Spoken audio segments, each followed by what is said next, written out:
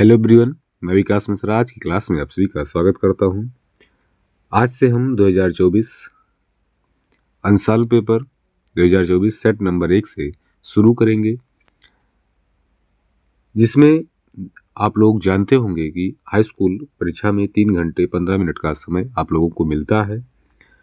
शुरुआत में खंड आ करके रहता है, जिसमें बहुविकल्पीय प्रश्न रहता है 20 नंबर का। तो हम शुरुआत उसी बहुविकल्पीय से ही करते हैं, जिसमें पहला प्रश्न हमारा है एक त्रिघात बहुपद से अधिक शून्यांकों की संख्या। एक त्रिघात बहुपद के अधिक से अधिक शून्यांकों की संख्या, तो जो जितने घात का बहुपद रहेगा उसके शून्यांकों की संख्या उतने ही रहेगी। जैसे त्रिघात बहुपद है तो उसमें शून्यांकों की संख्या कितनी होगी? 3 होगी। अगर वो 2 घात का बहुपद पूछता है तो कितना होगा? 2 शून्यांक होंगे। 3 घात का पूछ रहा है तो 3 शून्यांक होंगे। ये ध्यान देना है। अगला प्रश्न जो हमारा है संख्या 100।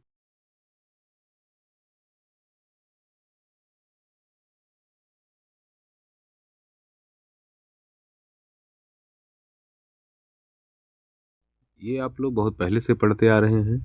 इस प्रकार से निकालना, 2 से कटेगा तो आएगा 70, 2 से कटेगा आएगा 35, और फिर 2 से हम काटेंगे। 2 से काटेंगे तो नहीं कटेगा, क्योंकि 35 से एक विषम संख्या, 2 से नहीं कटेगा। आप ये कटेगा 7 से कट जाएगा या 5 से कट जाएगा। तो पहले 5 से काट देते हैं। 7 बचे 35, फिर 7 से कटेगा। तो इसमें आया क्या हमारा? 2 गुणे 2, 2 गुणे 2 गुणे 5 गुणे 7, यही आया हमें। यही क्या होगा? इसका अभाज्य गुणनखंड होगा। या ऐसा लिख सकते हैं, 2 कितनी बार है? 2 बार। 2 घात 2 5 गुणे 7। अब इसमें हम विकल्प में देखेंगे हमारा कौन सा विकल्प होगा। तो 2 की घात 2 गुणे 5 गुणे 7, यही हमारा आया था। ये विकल्प होगा इसका सी नंबर। अगले प्रश्न की तरफ चलेंगे हम। अगला प्रश्न क्या है हमारा? भाज्य, भाजक, भागफल एवं शेषफल में संबंध क्या होगा? ये आप लोग क्लास 9th में भी पढ़े होंगे, शेषफल प्रमेय में, जहाँ ये बहुत पहले से मतलब 7, 8, 9 सब में पढ़े होंगे। भागफल एक शेषफल प्रमेय होती है। भाज्य, भाजक, भागफल एवं शेषफल में संबंध को स्थापित करती है। क्या उसमें होता है? उसमें होता है भाज्य बराबर भाजक गुणे भागफल प्लस शेषफल। इसमें क्या होता है? भाज्य बराबर भाजक गुणे भागफल प्लस शेषफल। ये होगा इसमें तीसरा नंबर।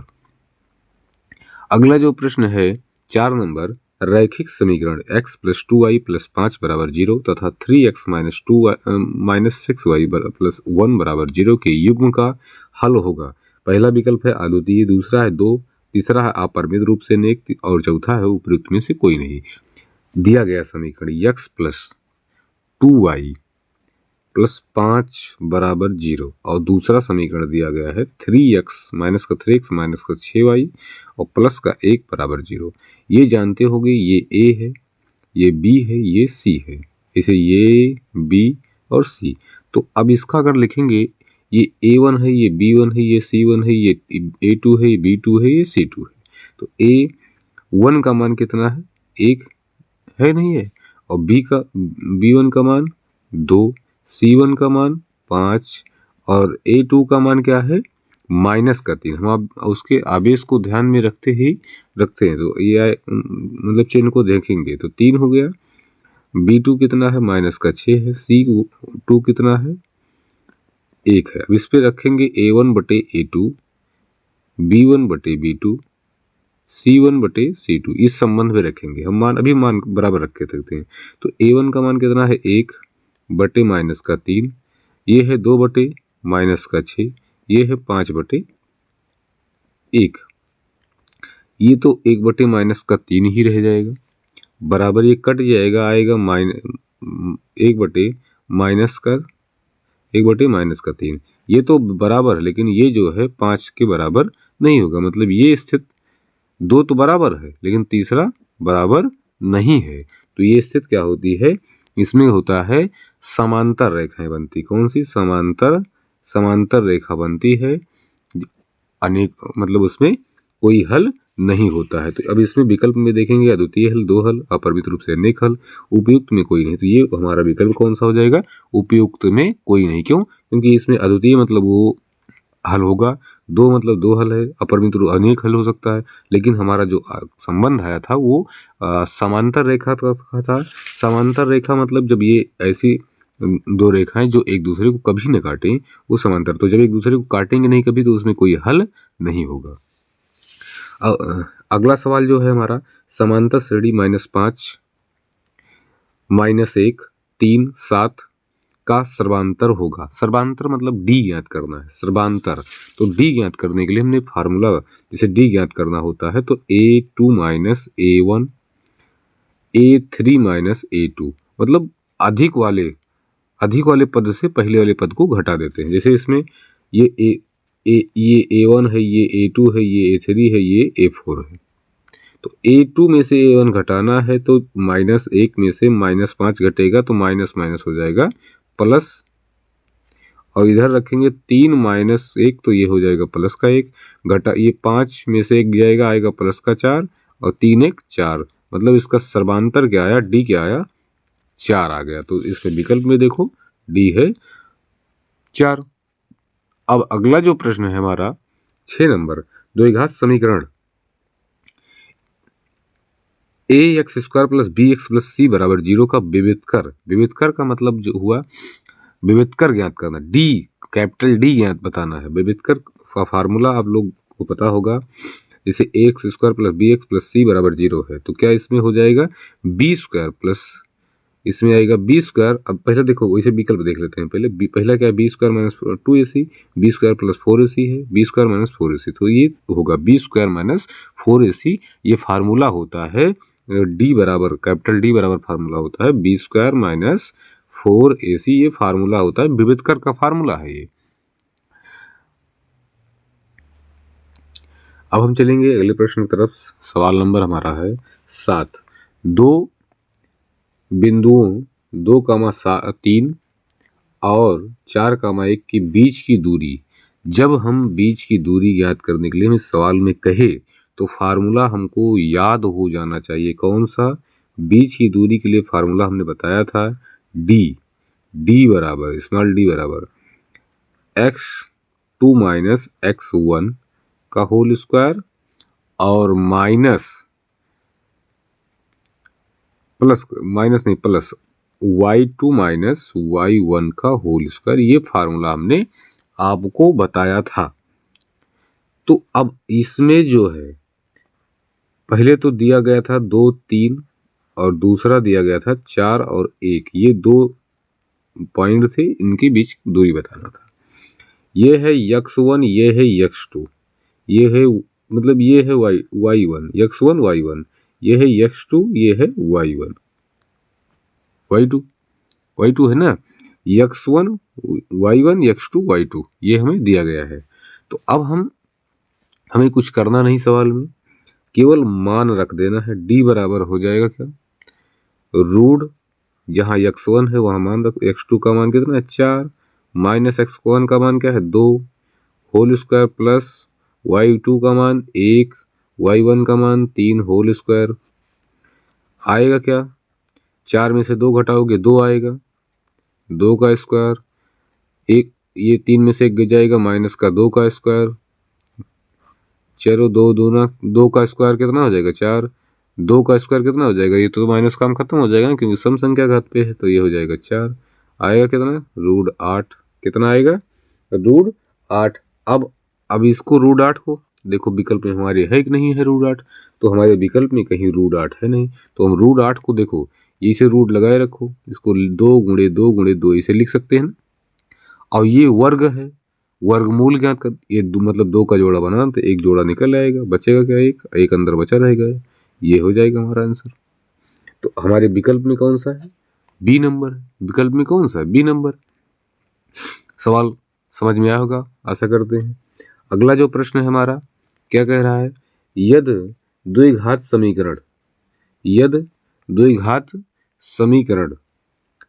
- 12x + यम बराबर 0 के मूल बराबर हैं तो यम का मान होगा।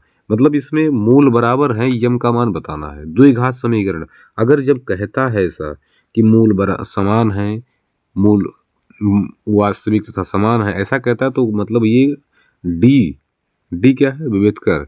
डी अगर मूल बराबर कह रहा है तो डी बराबर हो जाएगा 0, डी बराबर 0। और डी का फार्मूला क्या हुआ है? बी स्क्वायर माइनस 4ac बराबर 0 तब हो जाएगा। विभेद कर, ये तो हुआ।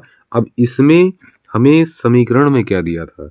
समीकरण में 3x square minus 12x plus का यम बराबर 0 दिया था, ये दिया गया था। तो अब मतलब ये हुआ द्विघात समीकरण का व्यापक रूप क्या होता है? ax स्क्वायर प्लस का bx प्लस का c। मतलब ये क्या है? ये इतना a का मान है, ये क्या है? ये क्या है? b का मान है, ये क्या है? c का मान है। ये तो हुआ। अब हमें b का मान रख देना है, क्योंकि मूल बराबर कहा है तो मूल बराबर कब होगा? जब d बराबर 0 होगा। जब d बराबर 0 होता है तभी मूल क्या होता है? उसका बराबर होता है। इसमें भी 3 स्थिति बनती है। अगर d जो है 0 से बड़ा है, d 0 से बड़ा है तो मूल वास्तविक तथा भिन्न भिन्न है। अगर d बराबर 0 है तो मूल वास्तविक तथा बराबर है। अगर d जो है 0 से छोटा हो जाता है, d जो है माइनस में आ जाता है, तो क्या हो जाता है? उसमें मूल हमारा काल्पनिक हो जाता है, वास्तविक नहीं रह जाता, जिसका हम मूल ज्ञात भी नहीं कर सकते हैं। समझ में आ रहा है ना? अब आगे क्या करेंगे? अब इसमें मान रख देंगे b का मान हमारा, पहले ये बताओ b का मान कितना आएगा? b का मान हमारा b बराबर 12 आएगा। लेकिन ये देखना है कि उसके सामने जो चिन्ह रहेगा उसका भी ध्यान देंगे हम। 12 के सामने माइनस का चिन्ह था तो b 12 हो गया, माइनस 12 का स्क्वायर कर दो, -4। अब a कितना है? a हम वहाँ चिन्ह को भी ध्यान देंगे, लेकिन यहाँ पर तो कोई दिक्कत नहीं। a बराबर कितना है? 3। c बराबर कितना है हमारा? यम। लेकिन माइनस में था कि प्लस में? प्लस में था, तो यम लिख दो बराबर का 0। अब इसे हल करोगे तो 12 बर यम 144, माइनस का काम खत्म, क्योंकि सम संख्या है घात पे। माइनस 4 3 12, 12 यम बराबर है 144 ना, और 0। अब ये 144 को इधर ले जाएंगे तो माइनस का 12 यम बराबर क्या आएगा? ये माइनस का 144। क्यों? क्योंकि 44 जो है, 144 जो हमारा था इधर प्लस में था, इधर माइनस में, माइनस माइनस कट गया। अब यम बराबर क्या बनेगा? 144 बटे 12, यही बनेगा 144 बटे 12। तो अब 144 बटे जब 12 बन रहा है तो 12 बराबर 140, यम बराबर हमारा क्या आ गया? 12 आ गया। यम बराबर 12 आ गया। अब देखो हमारा आंसर इसमें विकल्प में है कि नहीं है? तो पहला 4 था, दूसरा 7 था, तीसरा 9 था, और जो डी नंबर है वो 12 है। तो ये हमारा आंसर हो जाएगा। अब हम जो अगले सवाल पे चलेंगे तो उसमें क्या कह रहा है कि एक समबाहु त्रिभुज ABC की भुजा 2a है, उसके प्रत्येक शीर्षलंब की ऊंचाई। पहले तो आप समबाहु त्रिभुज बना डालो। समबाहु त्रिभुज का मतलब हुआ कि सभी भुजाएं उसकी क्या हो? समान हो। एक ABC एक समबाहु त्रिभुज कह रहा है, जिसमें उसमें एक शीर्षलंब, ये एक शीर्षलंब डाला गया है, ये 90 अंश का कोण बनाएगा। इसी की हमें लंबाई बतानी है। इसको मान लेते हैं यम, मतलब AM की हमें लंबाई बतानी है। जब और भुजा उसकी 2a है, सब 2a होगी, क्योंकि ये क्या है? 2a सभी होंगे, क्योंकि ये समबाहु त्रिभुज है। जब हमें AM की लंबाई बताना है, ये एक समबाहु त्रिभुज है। समबाहु त्रिभुज, अब ये जो शीर्षलंब था, ये इसकी ऊंचाई भी है। इस त्रिभुज की ऊंचाई या लंब कुछ भी कह सकते हैं, ऊंचाई है। जैसे जब समबाहु त्रिभुज का क्षेत्रफल निकालते हैं 1/2 आधार गुणे क्या करते हैं? ऊंचाई करते हैं। तो ये ऊंचाई ही है। और जब समबाहु त्रिभुज की ऊंचाई ज्ञात करना होता है तो एक फार्मूला होता है √3/2a। ये होता है समबाहु त्रिभुज का अगर शीर्षलंब ज्ञात करना है, समबाहु त्रिभुज की ऊंचाई ज्ञात करना, कुछ भी कह सकते हैं। ऊंचाई ज्ञात करना है, शीर्षलंब, बात एक ही हुआ, शब्द अलग है। तो ये ज्ञात करना हो तो ये फार्मूला होता है √3/2a। तो अब अगर हम यहाँ हमें a कितना दिया गया, ये a का मतलब क्या हुआ? a का मतलब है भुजा से। अब भुजा हमारा कितना दिया था? 2a। तो ये a के स्थान में 2a रख देते हैं। 2a, a से ये 2 से 2 कट गया, a बचा है, तो कितना बचा? √3 गुणे का a, या इसे लिख सकते हैं क्या? लिख सकते हैं a√3। अब हमारे विकल्प में देखो a√3 है कि नहीं है? तो हम विकल्प में देखेंगे, पहला a√2 है, दूसरा 2a√3 है, ये भी नहीं है, तीसरा देखो a√3 है। तो हमारा विकल्प कौन सा हो जाएगा? तीसरा नंबर। सवाल समझ में आया होगा। इस संबंध को, इस फार्मूले को आपको याद करना होगा, जो कि याद करने क्या क्लास 9 से आप पढ़ते आ रहे हैं, उसको 9 से क्या 8 से पढ़ते आ रहे होगे। अगले प्रश्न पे हम चलेंगे, जो कि हमारा सांख्यिकी का प्रश्न है। निम्नलिखित श्रेणी का माध्य होगा। माध्य ज्ञात करना है। माध्य ज्ञात करने के लिए हमने 3 विधि बताई थी, प्रत्यक्ष विधि, कल्पित विधि और पद विचलन विधि, जिसमें सबसे आसान विधि प्रत्यक्ष विधि बताई गई थी, जिसमें कुछ हमें करना नहीं था, बहुत आसान था। फार्मूला ये बताया गया था, यक्स बार बराबर सिग्मा एफ एक्स बटे सिग्मा एफ एक्स बटे सिग्मा एफ। मतलब हमें यफ तो पता, यफ मतलब बारंबारता, यक्स हमें निकालना था। यक्स निकालने के लिए भी प्रक्रिया बताई गई थी, क्या करना था, निकालना बताया ही गया था। तो क्या करेंगे ना, इसमें अब हम इसको इसे बना लेते हैं। इसे बनाया गया है, ये इसमें वर्ग अंतराल लिखा गया है, तो ये है बारंबारता। पहला तो 1 से 3, 3 से 5, 5 से 7, 7 से 9 और 9 से 11 ये बनाया गया है। बारंबारता 3, 2, 4, 2, 3 दिया गया है। जब भी माध्य ज्ञात करना हो तो 3 विधि बताई गई, तीनों में किसी भी प्रयोग कर सकते हैं। जब अगर आपको पर्सनली किसी भी विधि के बारे में ना कहे कि इस विधि का प्रयोग करिए, तो आप सबसे आसान विधि प्रत्यक्ष विधि का ही प्रयोग करेंगे। प्रत्यक्ष विधि में ज्ञात करने के लिए फार्मूला हमने बताया था, यह सिग्मा एफ एक्स बटे सिग्मा एफ। एफ एक्स मतलब यक्स का मध्यमान है। अब 3 और 1 को जोड़ेंगे, जो यक्स निकालना होगा उसको क्या करेंगे, 3 और 1 को जोड़ेंगे, 3 1 4 और उसको 2 से भाग करेंगे। 3 1 4, 4 को 2 से भाग करेंगे, कितना आएगा 2। 5 3 जोड़ना है ना, 5 3 8, 8 को 2 से भाग करना है, तो 8 को 2 से भाग करेंगे 4। 7 5 12, 12 को 2 से भाग करेंगे 6। 9 7 16, 16 को 2 से भाग करेंगे 8। 11 9 20, 2 से भाग करेंगे 10। समझ में आया? यक्स का मान कैसे निकालेंगे? यक्स का मान निकालने के लिए बहुत आसान है। 3 इसको जो ये वर्ग अंतराल दिया गया इनको जोड़ेंगे, 3 और 1 जोड़ दिया गया 4, 4 उसको 2 से भाग कर देंगे। बस इतना ही काम करना सब में। जब यक्स आ जाए तो हमें अगला क्या ज्ञात करना है, फार्मूला जब देखो एफ एक्स ज्ञात करना था, तो ये हो जाए एफ एक्स, ये एफ था, ये एक्स था, तो एफ एक्स ज्ञात कर मतलब एफ एक्स गुणा हो रहा है, तो 3 दूनी जो एफ था उसका एक्स में गुणा, 3 दूनी 6, 4 दूनी 8, 6 चौक 24, 8 दूनी 16, 10 3 30, ये हमारा एफ एक्स मिल गया। अब ये जो सिग्मा लगा था, ये जो सिग्मा लगा था, सिग्मा का मतलब होता है उसका योग। तो हम पहले बारंबारता का योग देखते हैं। 3 2 5, 5 4 9, 9 2 11, 11 3 14। फिर से जोड़ लेते हैं एकदम, 3 2 5, 5 4 9, 9 2 11, 11 3 14। अब उसके बाद सिग्मा एफ एक्स का भी मान बताना है, तो ये इसको जोड़ते हैं, 8 6 14, 14 या 14 और 14 और 16, पहले 14 16 जोड़ देते हैं, 14 और 16 हो जाएगा 30, और 30 30 60 और 60 और 24 84, कितना आएगा 84। जोड़ के चेक कर लेना आप लोग, कुछ करना नहीं, इसका योग कर लेना, सबको जोड़ लेना, इन सब को जोड़ लेना है, योग रखना है। अब फार्मूला क्या बताया गया है, सिग्मा एफ एक्स मतलब यक्स बार सिग्मा एफ एक्स बटे सिग्मा एफ। अब सिग्मा एफ एक्स, सिग्मा मतलब बताया गया ना उसका टोटल योग, तो सिग्मा एफ एक्स कितना है 84 और सिग्मा एफ कितना है 14। अब भाग कर दो, कितना होता है 14 छंग 84, 6। हमारा आंसर कितना है 6। अब विकल्प में देखो 6 है कि नहीं है, 2 है 4 है 5 है 6, मतलब 6, तो चौथा विकल्प हमारा सही हो जाएगा। अगला प्रश्न जो है हमारा त्रिकोणमिति का है। साइन 27 अंश cos 63 अंश का मान बताना है। तो साइन 27 और cos 63 मतलब क्या हुआ, साइन 27 अंश बटे cos 63 अंश। तो अब ये साइन 27 दोनों को हमें सेम करना पड़ेगा, जैसे कट जाए तो साइन देखो 90 और 63, मतलब 90 में से 63 घटाओ 27 घटाओगे 63 या 63 घटाओगे 27, दोनों या 63 और 27 जोड़ो 90 ही आता है। तो हम साइन को लिख देते हैं, क्या साइन को लिख देते हैं, इसको लिख देते हैं 90 माइनस 63 बटे कॉस थीटा, कॉस 63 कोई परिवर्तन तब भी 27 आएगा।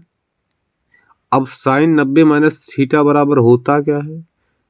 त्रिकोणमितीय अनुपात चेंज होता है, चिन्ह में कोई परिवर्तन नहीं होता क्योंकि वो प्रथम चतुर्थांश में ही होता है। प्रथम चतुर्थांश में हमारा कोट और भुज और कोट दोनों क्या होता है? धनात्मक होता है। तो ये आ जाएगा cos 63, ये हो जाएगा भी cos 63, जो कि कट जाएगा। हमारा आंसर क्या आएगा? 1।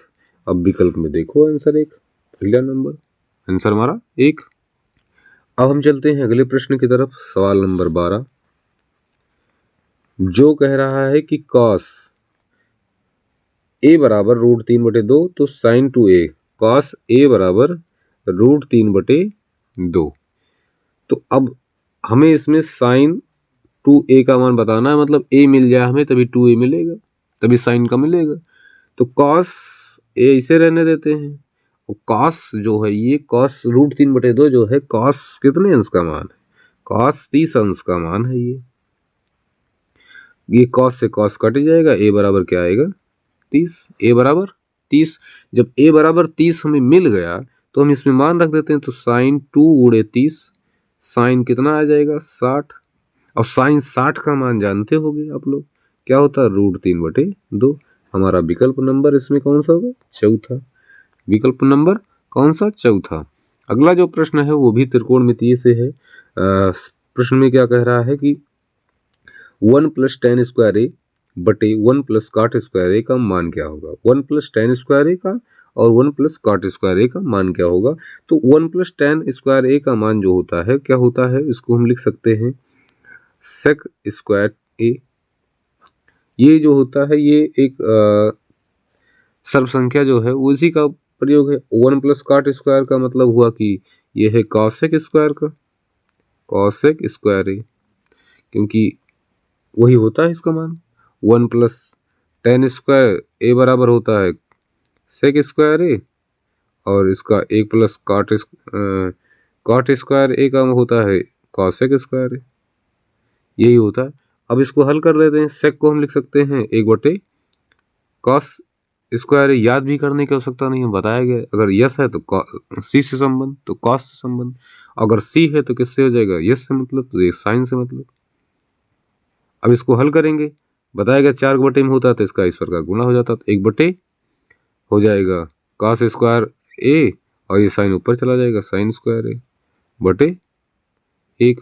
ये साइन स्क्वायर क्या मिला? sin² a बटे cos² a, और साइन बटे cos का होता है tan, और दोनों का स्क्वायर तो tan² a। हमारा विकल्प देखो tan² है कि नहीं है? tan² a है, विकल्प नंबर डी। अगला जो प्रश्न है, sin 2a बराबर 2 sin a सत्य होगा जब a बराबर है, जब a के बराबर है। अब a के बराबर होने का मतलब हुआ, a के कब बराबर होगा? देखो a के बराबर का मतलब हुआ कि साइन जो 2a है बराबर 2 sin a सत्य होगा जब a बराबर है। मतलब साइन, अब यहाँ अगर 2 का मान 0 रखते हैं, साइन 0 कभी चेक करते हैं सिर्फ, क्योंकि उस विकल्प के आधार पर चेक करना पड़ेगा। अगर 0 रखते हैं पहले साइन 0, तो ये तो 0 हो जाएगा, साइन 0 का मान कितना हो जाएगा उसका तो जानते होंगे। अब यहाँ अगर यहाँ भी 0 हो जाता तो 2 का गुणा तब भी उतने होगा, तो इसलिए विकल्प नंबर हमारा कौन सा हो जाएगा? पहला हो जाएगा। अब 15 नंबर 22 सेंटीमीटर परिध वाले एक वृत्त की चतुर्थांश का क्षेत्रफल, एक वृत्त है इसमें 4 चतुर्थांश होते हैं, 1, 2, 3 और 4।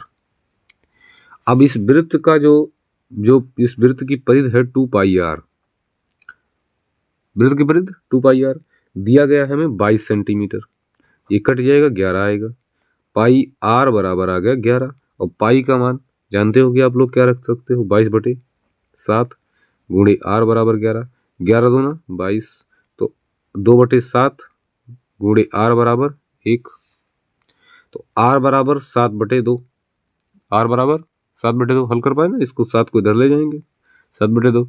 अब जब 7/2 हो गया वो, हमें चतुर्थांश का क्षेत्रफल बताना है, इस इतने का बताना है। पूरे वृत्त का होता है क्षेत्रफल क्या? πr², पूरे वृत्त का πr², समझ में आ रहा है? और इसमें 4 भाग है, 4 भाग में बटा है, तो उसी क्षेत्रफल को 4 से भाग कर दो, ये हो गया उसका चतुर्थांश का क्षेत्रफल। अब पाई का मान रख देते हैं, इसे रहने देते हैं, कोई समस्या तो है नहीं। पाई का मान अगर इसमें विकल्प में है नहीं है, कोई रख देते हैं 22/7।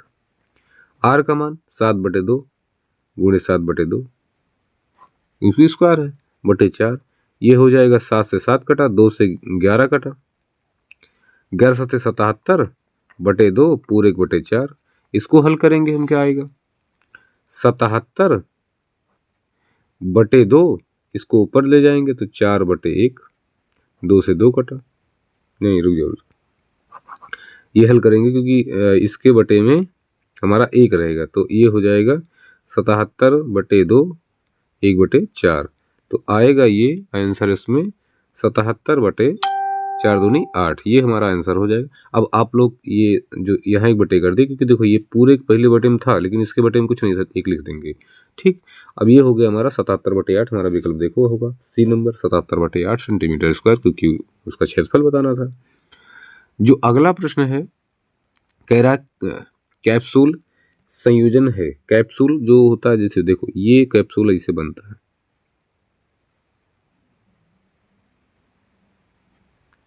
कैप्सूल कुछ इसी प्रकार का होता है। इधर भी अर्धगोला दिख रहा है, इधर भी अर्धगोला, ये बीच में दिख रहा है इसके, ये बीच में जो है इसके दिख रहा है बेलन। क्या दिख रहा है? बेलन।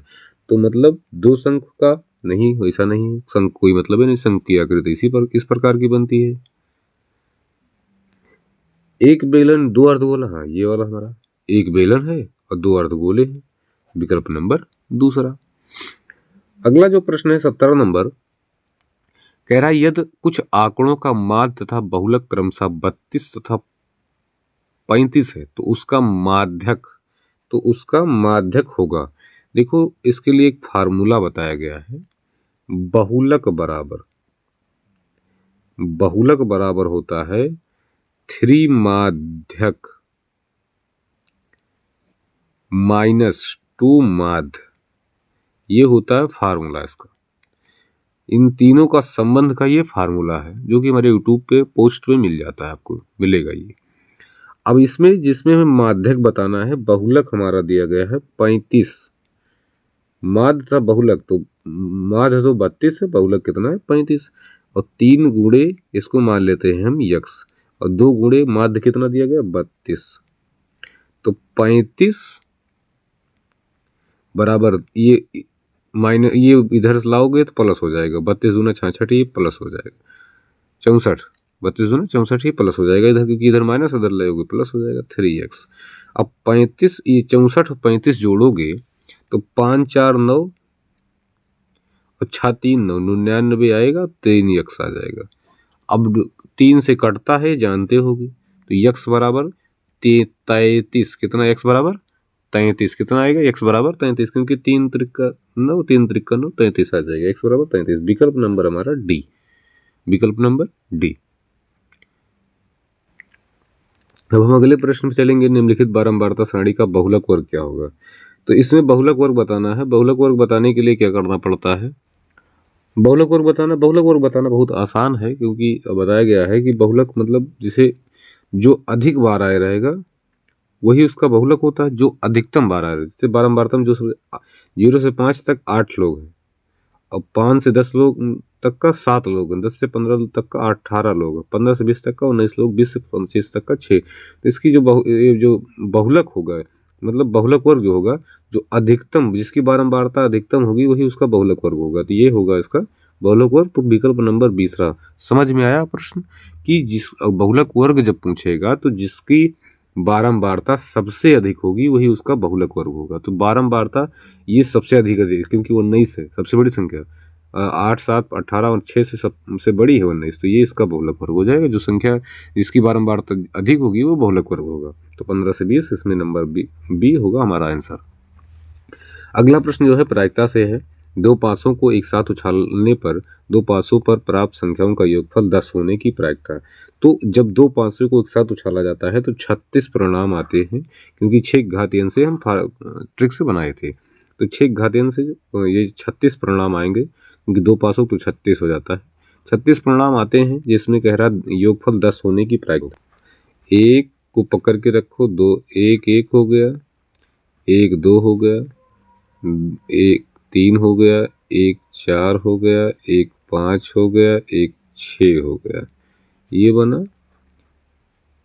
2 1, 2 2, 2 3, 2 4, 2 5, 2 6। अब 3 को पकड़ रखो, 3 1, 3 2, 3 3, 3 6 4, 3 5, 3 6। अब 4 को पकड़ रखो, 4 1, 4 2, 4 3, 4 4, 4 5, 4 6। अब 5 को पकड़ रखो, 5 1, 5 2, 5 3, 5 4, 5 5, 5 6। अब 6 को पकड़ रखो, 6 1, 6 2, 6 3, 6 4, 6 5, 6 6। ये हुआ। इतने 36 परिणाम देखो, 1 2 3 4 5 6 7, 1 2 3 4 5 6 और 5 कॉलम बने तो 36 हो गए, 6 कॉलम बने 36 हो गए। अब इसमें 10 मतलब संख्याओं का योग देखो, प्रश्न देखो, प्राप्त संख्याओं का योगफल 10 होना है, तो इन दोनों को जोड़ेंगे तो कितना आएगा, 2 आएगा। इन दो जोड़ेंगे तो 2 1 3, 2 1 3 3 आता है। इन लाइन को जोड़ेंगे तो 3 1 4 4 आता है। इस लाइन को जोड़ते हैं तो 5 आता है। इस लाइन को जोड़ते हैं तो 6 आता है। इस लाइन को जोड़ते हैं तो आता है 7 और इसके बाद इस लाइन को जोड़ेंगे तो आता है 8। इस लाइन को जोड़ेंगे तो आता है 9। इस लाइन को जोड़ा जाता है तो आता है 10। इस लाइन को जोड़ा जाता है तो 11 और इनको 12। ये होता है। अब 10 आने की प्रायिकता क्या हुआ, 10 आने की प्रायिकता क्या ये बताना था। 10 क्या पूछ रहा था, 10 आने की प्रायिकता, 10 मतलब दो प्राप्त संख्याओं का योगफल 10 होने की प्रायिकता। अब देखो योगफल कितनी संख्याओं पे आ रहा है, 4 और 6 जोड़ेंगे ये और ये 1 2 3 3 ऐसे 3 बार ऐसे पासा फेंक, 3 बार फेंका गया पासाओं पर 10 आने का ऐसी संख्या आई कि उनका योगफल 10 हो गया। तो अनुकूल परिणाम हमारा कितना था, 3 और टोटल परिणाम कितना है 36। तो अब 3/36 इसको काटेंगे तो 1/12 ये हो जाएगा हमारा 12/36। तो विकल्प नंबर इसका पहला। सवाल समझ में आया ना, प्रायिकता बहुत आसान है। अगला जो प्रश्न हमारा, एक पासे को एक बार फेंकने पर सम संख्या प्राप्त होने की संख्या। जब हम एक पासे को एक बार फेंकते हैं तो उसके 1 2 3 4 5 6 यही इतने तो परिणाम आ सकते हैं कि तो 1 आएगी तो 2 आएगी तो 3 आएगी तो 4 आएगी तो 5 आएगी तो 6 आएगा। इसमें कह रहा एक के बार फेंका गया, फेंकने पर सम संख्या प्राप्त होने की प्रायिकता सम संख्या का प्राप्त होगी। देखो एक संख्या ये सम है, 2 है, ये 3 संख्याएं सम है, तो सम संख्या प्राप्त होने के तो अनुकूल परिणाम हमारा 3, कुल परिणाम कितना है 6, तो 1/3 कटेगा तो 1/3 मतलब 1/2, 3 दूनी 6, 3 दूनी 6 ना 1/2, विकल्प नंबर सी। ये हमारा हुआ। आज की क्लास में इतना ही। जितने बहुविकल्पीय प्रश्न थे 2024 सेट नंबर 1 के, उन सभी को हम हल कर दिए हैं। अगले वीडियो में हम खंडवा के जितने भी प्रश्न हैं उनको हल करेंगे। जैसे कुछ प्रश्न एक बता देते हैं, घन का आयतन दिया गया है, इसकी प्रत्येक भुजा बताना है, किसी द्विघात समीकरण का मूल 2 है तो पी का मान बताना है, त्रिकोणमिति के सवाल हैं, माध्य ज्ञात करना है। ये सब इतने जो सवाल हैं ये अगले क्लास में आप लोगों को पढ़ाई जाएगी। आशा करते हैं आप लोगों को वीडियो जो सवाल बताए गए, जो बहुविकल्पीय प्रश्न बताए गए, बहुत अच्छे से समझ में आए होंगे। अगर वीडियो अच्छा लगा हो तो वीडियो को शेयर कर दीजिएगा अपने फ्रेंड सर्कल में, जिससे आपका भी लाभ हो, आपके मित्र का भी लाभ हो। जय हिंद,